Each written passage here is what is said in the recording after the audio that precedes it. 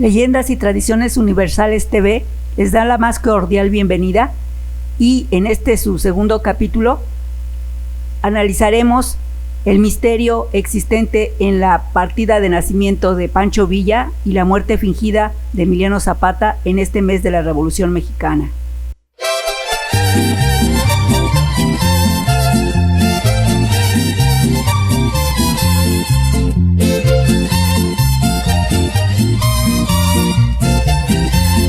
Veamos los antecedentes en los que convergen nuestros dos personajes. El 20 de noviembre de 1910 inicia la Revolución Mexicana debido a la proclama de Francisco Ignacio Madero. Más adelante, en San Antonio, Texas, promulga el Plan de San Luis bajo el lema sufragio efectivo, no reelección. Pancho Villa desde Chihuahua se une al movimiento a instancias de su compadre Eleuterio Soto y del político chihuahuense Abraham González, convirtiéndose en un factor muy importante en la lucha. Por su parte, Emiliano Zapata, que a la sazón era jefe de la Junta de la Defensa de las Tierras en Aneneculco, Morelos, lo convenció el Plan de San Luis y se levantó en armas apoyando a Madero. Así por las buenas, después de 30 años, Porfirio Díaz deja la presidencia de México, dándole el triunfo al movimiento maderista y se exilia en París. En octubre de 1911 se llaman a las elecciones y Madero gana la presidencia de la República. Parecía que la lucha armada había llegado a su fin. Pero, gran sorpresa se lleva Zapata cuando se da cuenta de que Francisco I. Madero es un hacendado y que de ninguna manera iba a llevar a cabo la reforma agraria, por lo que se niega a deponer las armas hasta que se devolvieran las tierras usurpadas por los hacendados a los campesinos. Sin acuerdos con Madero, Zapata fue atacado por las tropas federales y el 25 de noviembre de 1911 proclama el Plan de Ayala con la arenga Tierra y Libertad, desconociendo a Madero, levantándose en armas y convocando a la población a la lucha en contra de, según él, el gobierno traidor. Así de feo se llevan los antaño aliados. Por su parte, Pancho Villa continuó apoyando a Madero, incorporándose a la División del Norte al mando de Victoriano Huerta. Por lo que Emiliano Zapata y Pancho Villa, al principio muy amigos, pero ahora peleando en bandos contrarios. Como nunca faltan en toda revolución que se respete los traidores a la causa, el 9 de febrero de 1913, Félix Díaz y Bernardo Reyes asaltan el Palacio Nacional y toman prisioneros a el presidente Francisco I. Madero y al vicepresidente Pino Suárez.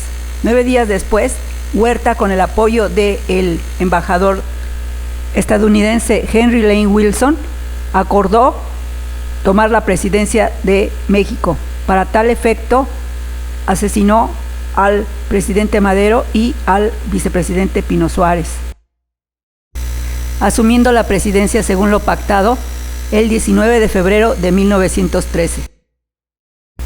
Lo que ocasionó que los ahora enemigos volvieran a ser aliados conformando el ejército constitucionalista en contra de Victoriano Huerta. Emiliano Zapata en el sur, Pancho Villa en el norte, bajo el mando de Venustiano Carranza, siguiendo el Plan de Guadalupe, siendo la División del Norte comandada por ya en ese entonces mi general Francisco Villa, el factor determinante que le dio la victoria al ejército constitucionalista y derrotó a las huestes de Victoriano Huerta, erigiéndose Carranza como el gran triunfador, hecho que sin duda no hubiera sido posible sin la División del Norte comandada por Pancho Villa y en el sur el caudillo Emiliano Zapata. Los dos poderosos brazos armados del ejército constitucionalista, del cual Carranza formó parte, pero que sin duda sin Villa no hubiera sido posible. Con victoria en mano, Carranza convoca a la Convención de Aguascalientes el 10 de octubre de 1914. Sin embargo, Villa y Zapata desconocen a Carranza como jefe supremo y este tiene que salir huyendo a Veracruz. El caudillo del sur y el centauro del norte, como ahora se les conoce, acuerdan reunirse en la Ciudad de México. Y como están en sus dominios, el general Emiliano Zapata ordena a sus tropas enviar un regimiento como escolta para el general Francisco Villa, que entra por Tacuba, avanza y quedan de verse en Xochimilco. El 4 de diciembre de 1914 firman el Pacto de Xochimilco para formalizar la alianza entre sus ejércitos. Y el 6 de diciembre de 1914 entran triunfantes a la Ciudad de México, con el objetivo de instaurar el gobierno emanado de la Convención de Aguascalientes. Este fue el momento y la expresión del triunfo de la Revolución Mexicana, con los dos personajes icónicos de la misma, el general Emiliano Zapata y el general Francisco Villa. Y también es el único momento en la historia de México en el que se le ve a los dos personajes sentados en la misma mesa, compartiendo la sal y el pan, no tan a gusto como se puede observar, pero finalmente compartiéndolo. Además de la ya famosísima foto en donde aparecen sentados en la silla presidencial. En su corta estancia en la capital de la República, Villa aprovechó para visitar la tumba de Francisco I. Madero y Zapata para hacer contactos con las personas que le interesaban. La Ciudad de México lucía en calma. Villa decide regresar al norte a continuar su lucha, en tanto que Emiliano Zapata también regresa a Tlaltizapán para continuar con su reparto agrario. Nunca más se volvieron a reunir. El fin de la revolución se veía cerca. El 6 de enero de 1915, Carranza promulga la ley agraria y concentra todos sus esfuerzos en acabar con ambos caudillos. Años más tarde lo lograría. Con estos antecedentes, entremos de lleno a lo que la leyenda dice sobre el acta de nacimiento alterada de Pancho Villa y la muerte fingida de Emiliano Zapata.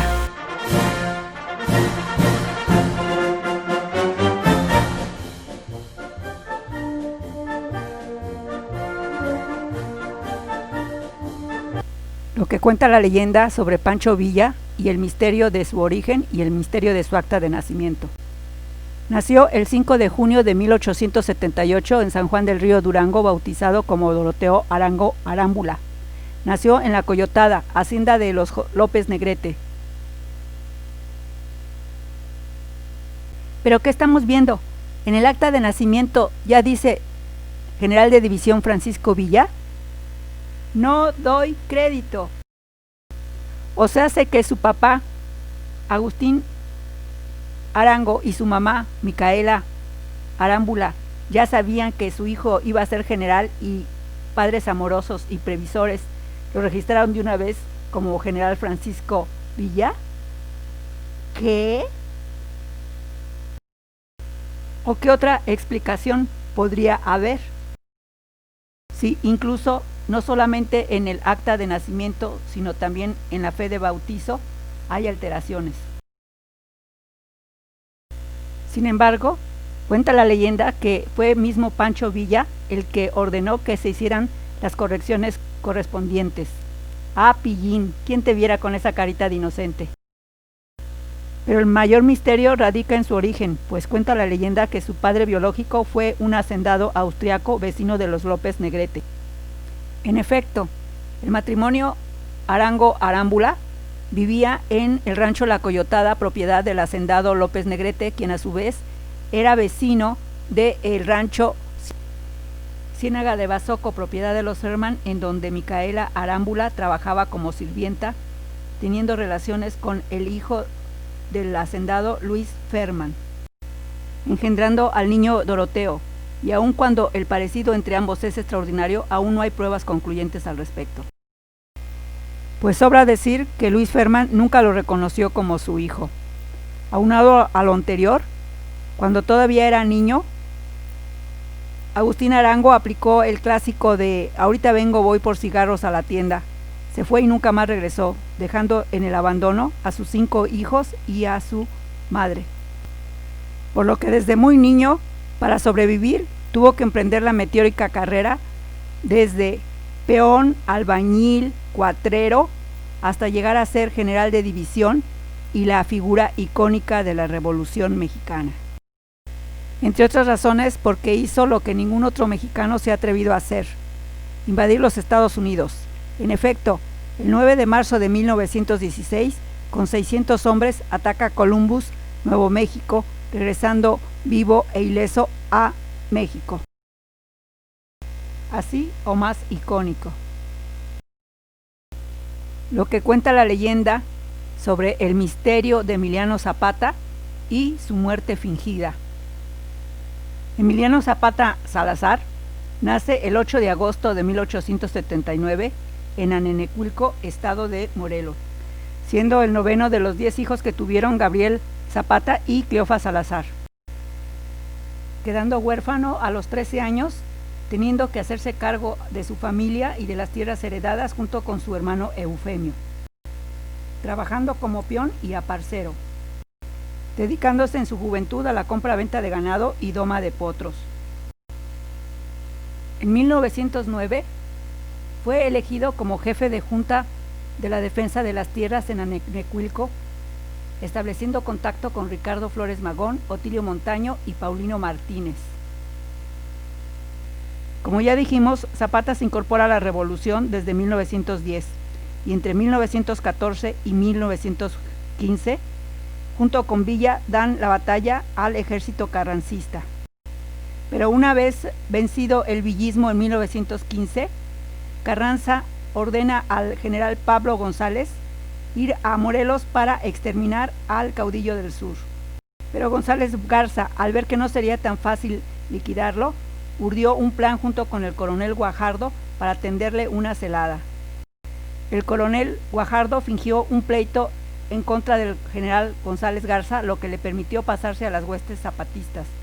Zapata puso a prueba a Guajardo y como este combatió en contra de los carrancistas, el caudillo, escoltado por 10 hombres, accedió a reunirse con él. Así, según la historia oficial, el general Emiliano Zapata, caudillo del sur, fue traicionado y asesinado por la guardia que en su honor había dispuesto el coronel Jesús Guajardo en su encuentro que habían acordado en la hacienda de Chinameca el 10 de abril de 1919. Pero cuenta la leyenda que Nicolás Zapata, su hijo, había asegurado que en el momento de la emboscada no era Zapata, sino el que fue es Agustín Cortés, compadre de Zapata, soldado de sus huestes y ciudadano de Miacatlán. ¿Qué? No doy crédito. Pruebas, pruebas. Como el cadáver se mostró al público, la gente se dio cuenta de que no era el verdadero Emiliano por 2 razones fundamentales. La primera es que su lunar característico, pintado en el rostro de Agustín, se empezó a correr por el hielo que le habían aplicado al cuerpo. La segunda razón es que el cadáver contaba con todos los dedos de sus manos, cosa que no podría hacer dado que Zapata perdió el dedo meñique en una charreada. Con respecto a su paradero, hay 2 versiones. La primera dice que huyó con un amigo a Acapulco y de ahí a Arabia, y otra dice que su tropa lo escoltó a Tampico y de ahí en un barco se fue a Italia. Asimismo se dice que alguna vez regresó a Morelos, pero solo de visita temporal. Como corolario se cuenta que un día a mediados de los años 60 en Cuautla, sin ningún motivo específico, se izó la bandera a media asta, señal de que Emiliano Zapata, el caudillo del sur, ese día había fallecido.